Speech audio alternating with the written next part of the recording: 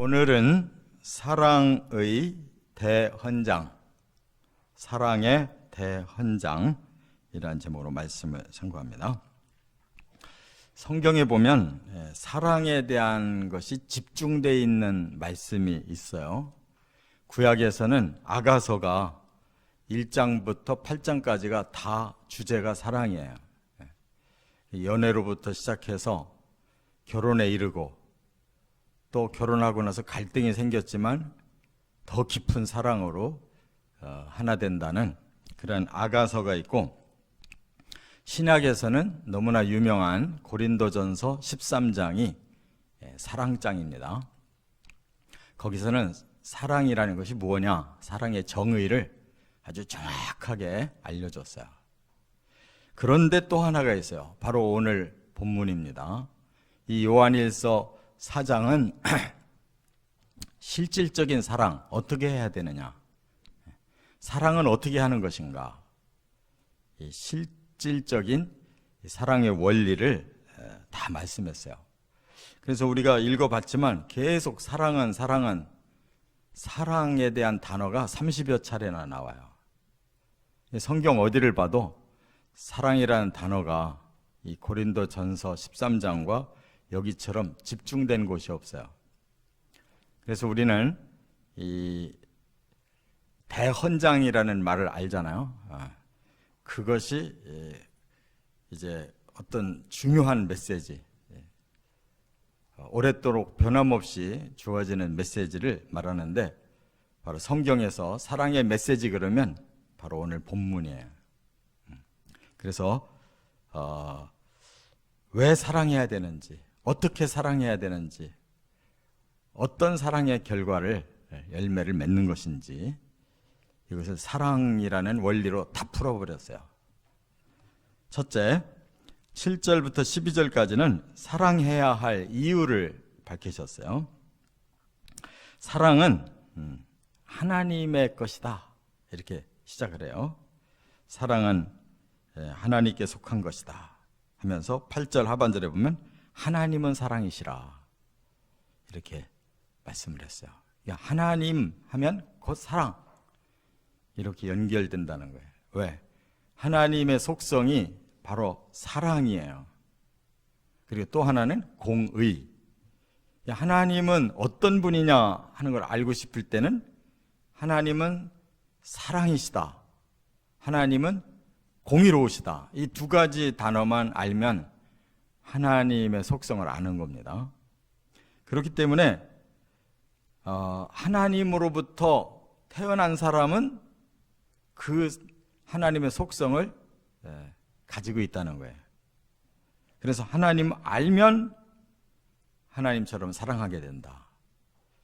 근원이 하나님에게서 있다는 거예요. 사랑은 하나님으로부터 태어나야 그 사랑의 속성을 품을 수가 있어요. 이게 거듭남이에요. 예수 안 믿을 때는 사랑이 뭔지를 몰라요. 예수 믿고 나니까 사랑이 뭔지를 알게 되고, 그 사랑이 계속 하나님께로부터 우리에게 흘러나온다, 그 말입니다. 그래서 9절에 하나님은 독생자를 보내 우리를 살리시는 사랑을 주셨다. 하나님의 사랑을 가장 우리에게 표본적으로 보여주신 것이 독생자를 보내서 희생시켜서 우리를 구원시킨 것, 이거보다 더 큰 사랑이 없어요. 하나님은 그 사랑을 아주 우리에게 최고의 사랑으로 주신 거예요. 그렇기 때문에 10절에 보니까 우리가 하나님을 사랑한 게 아니고 하나님이 우리를 사랑하신 것이다 라는 증명이 됐다는 거예요.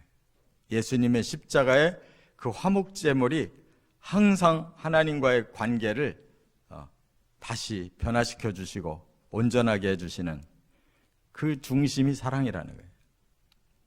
그래서 우리는 항상 하나님께 사랑을 받고 그 화목제물을 통해서 항상 우리도 이제 하나님을 사랑한다는 고백을 하는 것입니다.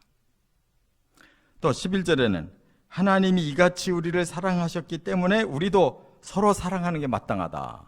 이제는 하나님과의 사랑이 어떻게 돼요? 사람과의 사랑으로 이어져야 된다는 거예요. 네. 왜?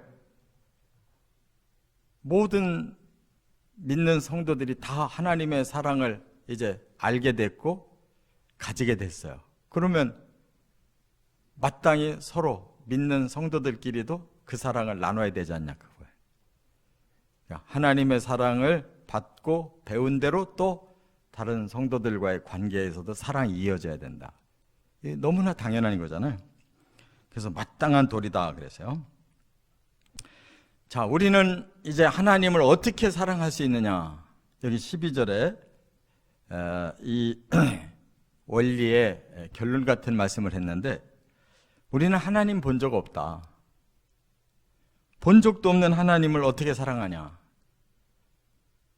보이는 형제를 사랑하는 것이 곧 하나님 사랑하고 있다는 증거다.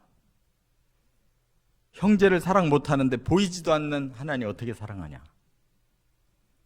아주 구체적으로 이렇게 말씀했어요. 하나님이 우리를 사랑하시고 하나님이 이 사람도 사랑하고 저 사람도 사랑하시는데 하나님 사랑이 그 사람들 마음에 있는데 왜 서로는 사랑 안 하느냐. 서로 사랑하고 있다면 우리가 하나님도 사랑하고 있구나라는 것이 증명된대요. 여기서 우리는 좀 충격적인 이런 결론을 얻게 돼요. 만약 우리가 서로 사랑하지 않는다면 하나님 사랑하지 않는 거래요. 그러니까 가짜 사랑하고 있는 거예요. 하나님 사랑합니다 해놓고 실제로 우리는 사랑하지 않는다면 그건 거짓 사랑이다. 뭔가가 제대로 된 게 아니라는 거예요. 그래서 이 사랑이 왜 형제 사랑이 이루어질 수 있느냐면 바로 다 우리는 하나님 안에 거하고 하나님 우리 안에 거하기 때문에 하나님이 이 형제 안에도 들어가 있고 또 하나님이 저 형제 안에도 들어가 있고 또 이 형제도 하나님 사랑하고 저 형제도 하나님 사랑한다면 이 사랑의 삼각대가 이루어지는 거예요. 이렇게 통한다면 왜 이렇게는 안 통하겠느냐 그거예요. 사랑의 삼각대는 반드시 통하게 돼 있다. 이게 사랑해야 될 이유다 그 말이에요. 두 번째, 사랑하는 방법이 뭐냐. 그것도 성삼위 하나님 안에서 사랑하는 것이다 하는 것을 말씀했어요. 먼저 13절에는 성령을 통해서예요. 성령을 통해. 여기 13절에 뭐라고 말씀했는가 하면 그의 성령을 우리에게 주심으로 우리가 그 안에 거하고 그가 우리 안에 거하신다 그랬어요. 그러니까 하나님은 멀리 높이 계셔서 안 보이신다고 말할지 몰라도 하나님의 성령은 우리 안에 보내셨기 때문에 우리 안에 계시다는 거예요. 내 안에도 계시고 네 안에도 계시고 성령이 우리를 함께 사랑하고 계신다. 그렇다면 우리도 서로 사랑할 수 있다. 성령이 우리 안에, 우리가 성령 안에 있듯이 형제 간에도 서로 그 성령의 사랑이 함께 공유돼야 된다. 이렇게 말씀했어요. 그 다음에 14절에는 예수 안에서 사랑한다는 거예요. 아버지가 아들을 세상의 구주로 보내셨다 그랬어요. 그러니까 예수님이 하나님이신데 우리 사람의 모습으로 이 땅에 오셨어요. 그리고 진짜 사람 간의 사랑을 어떻게 해야 되는지 예수님이 보여주셨어요. 우리도 그렇게 예수님을 본받아 사랑하면 된다는 거예요. 그래서 15절에 누구든지 예수를 하나님의 아들이라 시인하면 하나님이 그 안에 거하고 그도 하나님 안에 거한다. 예수를 여기서 시인한다고 그랬는데 이 시인이라는 말은 호몰로게오라고 그냥 끄떡끄떡 한다는 뜻이 아니고 고백한다는 뜻이에요. 내가 확실히 예수님을 믿는다고 고백한다는 뜻이 호몰레. 그러니까 예수님이 나를 위해 이 땅에 사람으로 오셔서 그대로 사랑의 삶을 살아주셨어요. 내가 그걸 믿고 고백한다면 나도 예수님처럼 똑같이 닮아가는 삶을 살아야 되는데 그런 사람에게 하나님이 함께 하신다는 거예요. 그러니까 이 예수를 통해서도 이 사랑의 삼각대가 이루어진다. 성령을 통해서도 사랑의 삼각대가. 그러므로 결론은 뭐예요? 또 16절에 하나님이 우리를 사랑하심을 알고 믿는 그대로 사랑 안에 거할 때 하나님 안에 거하고 하나님도 우리 안에 거한다. 결국 성령을 받은 사람, 예수를 믿는 사람은 하나님의 사랑을 알고 믿는 사람이다. 여기 안다는 말이 기노스코에 깨달은 사람이고, 믿는다라는 말은 피스티오, 확신하는 사람이라는 거예요. 이렇게 성령을 통해 예수를 통해 내 안에 거하시는 하나님의 사랑을 우리가 깨닫고 확신하고 있는데, 그러면 그 사랑 안에 하나님도 함께 계시는 것이다. 그 말이에요. 그러니까 사랑은 이론이 아니라는 거죠. 체험이고 실제라는 거예요. 그래서 여기에서 조금 절망스러움이 와요. 아니, 형제를 나는 그렇게까지 사랑 못하겠는데. 하나님처럼 완벽한 사랑은 아니지만 하나님과 같이 닮아가는 사랑은 가능한 거예요. 우리의 마음에 성령이 충만할수록, 예수의 십자가가 더 충만하게 깨달아질수록 우리 안에도 사랑이 더 풍성해지는 거예요.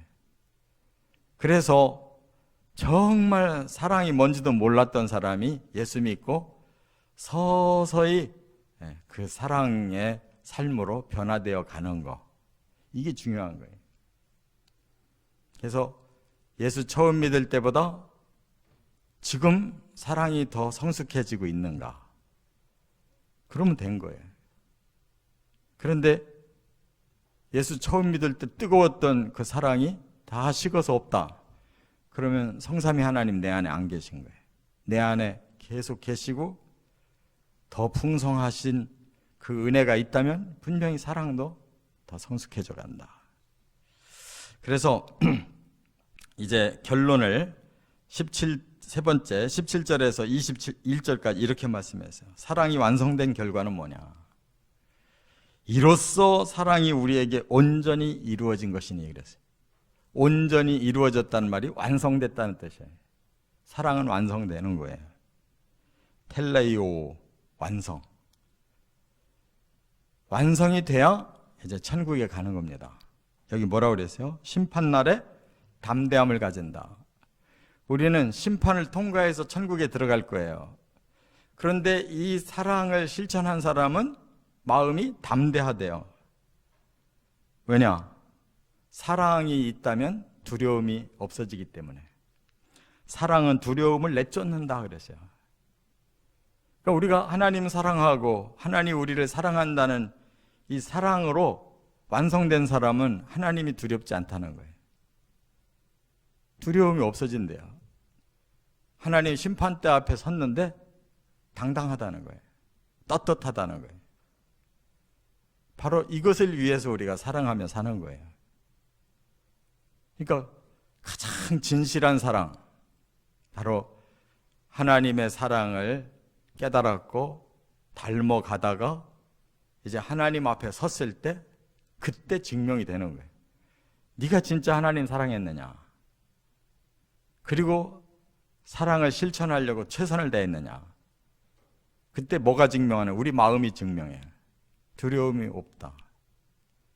왜? 사랑이 내 마음의 두려움을 쫓아냈기 때문에.